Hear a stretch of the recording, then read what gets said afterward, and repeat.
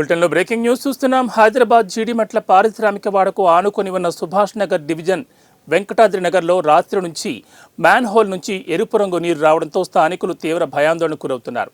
జీడిమెట్ల పారిశ్రామిక వాడ రసాయనాలను గోదాముల నిర్వాహకులు డ్రైనేజీలో కలుపుతున్నారని, దానివల్ల తాము తీవ్ర ఇబ్బందులు గురవుతున్నామని అధికారులకు ఫిర్యాదు చేసినా పట్టించుకోవడం లేదని ఆరోపిస్తున్నారు.